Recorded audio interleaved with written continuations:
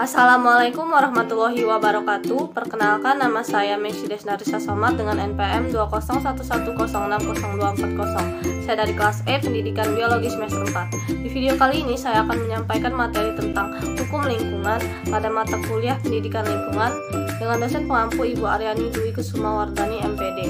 Video ini dibuat untuk memenuhi nilai kuis atau UTS pada mata kuliah Pendidikan Lingkungan.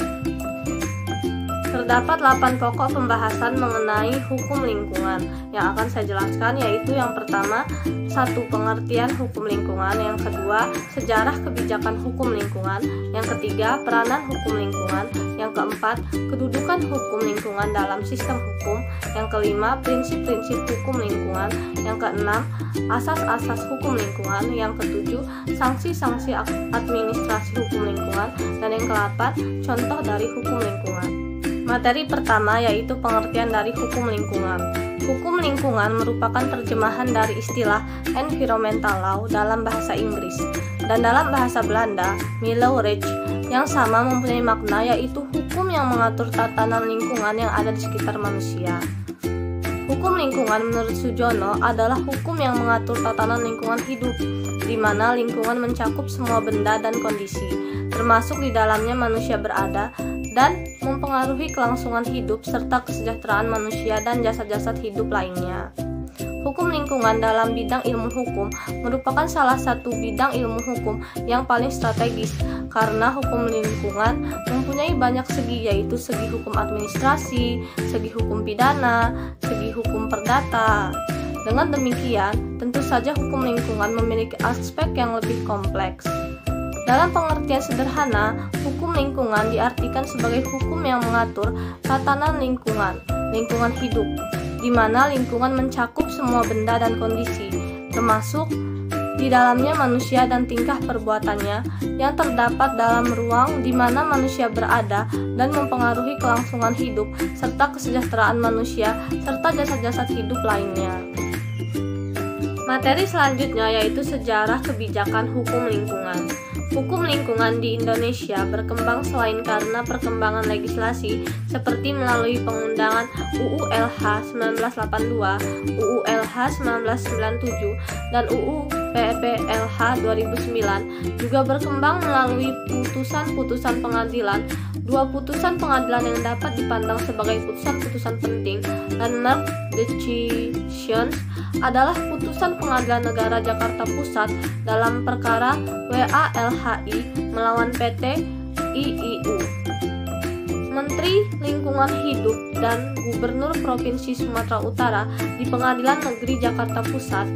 Majelis Hakim Pengadilan Negeri dalam pertimbangannya antara lain mengatakan bahwa negara memiliki tanggung jawab dalam pengelolaan lingkungan hidup. Tanggung jawab negara itu dilaksanakan oleh pemerintah yang dipimpin oleh Presiden Republik Indonesia. Tetapi karena Presiden telah membentuk Menteri Kehutanan, maka pengelolaan kehutanan sepenuhnya telah menjadi tanggung jawab Menteri Kehutanan. Materi selanjutnya yaitu peranan hukum lingkungan. Peranan hukum lingkungan sangat penting dalam pembangunan. Hukum berfungsi sebagai alat keteraturan, yakni menata perilaku setiap orang dalam interaksinya dengan lingkungan. Hukum berfungsi sebagai alat keadilan, memiliki peran untuk menciptakan keadilan bagi semua dalam kerangka penataan dan pengelolaan lingkungan atas sumber daya alam. Selanjutnya yaitu kedudukan hukum lingkungan dalam sistem hukum. Berdasarkan pada skema posisi hukum lingkungan dalam sistem hukum nasional sebagaimana dimaksud, maka dapat disimpulkan bahwa hukum lingkungan belum dapat dijadikan sebagai golongan tersendiri, sebagai salah satu bagian integral dari hukum publik. Namun, hukum lingkungan digolongkan sebagai bagian dari hukum administrasi negara. Hal ini didasarkan bahwa pada prinsipnya hukum lingkungan secara dominan berkaitan dengan kekuasaan negara atas aset-aset lingkungan atas sumber daya alam. Selanjutnya yaitu prinsip-prinsip hukum lingkungan. Prinsip lingkungan yang menjadi landasan pengaturan permasalahan lingkungan pada tingkatan global dan nasional. Prinsip-prinsip tersebut adalah 1. Pembangunan berkelanjutan (Sustainable Development). Yang kedua, Intergenerational Equity. Yang ketiga, prinsip keadilan intragenerasi, the principle of intergenerational equity. Yang keempat, prinsip pencemar membayar. Yang kelima, principle of preventive action. Yang keenam, prinsip pencegahan dini. Yang ketujuh, sovereign right and environmental responsibility. Yang kedelapan, access to environmental information, public participation in environmental decisions, equal access, and non-discrimination. Materi selanjutnya yaitu asas-asas hukum lingkungan.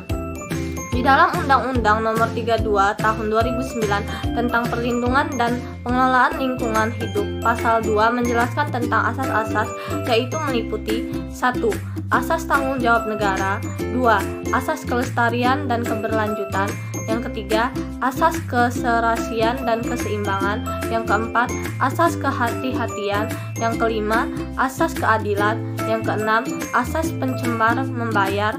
Yang ketujuh, asas partisipatif. Yang ke-8, asas kearifan lokal. Yang ke-9, asas tata kelola pemerintahan yang baik.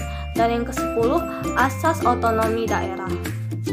Materi selanjutnya yaitu sanksi-sanksi administrasi hukum lingkungan. Sanksi hukum administratif adalah sanksi-sanksi hukum yang dapat dijatuhkan oleh pejabat pemerintahan tanpa melalui proses pengadilan terhadap seseorang atau kegiatan usaha yang melanggar ketentuan lingkungan administratif. UU PLH memuat 4 jenis sanksi hukum administrasi, sebagaimana yang diatur dalam pasal 76 ayat 2, yaitu teguran pencabutan izin lingkungan.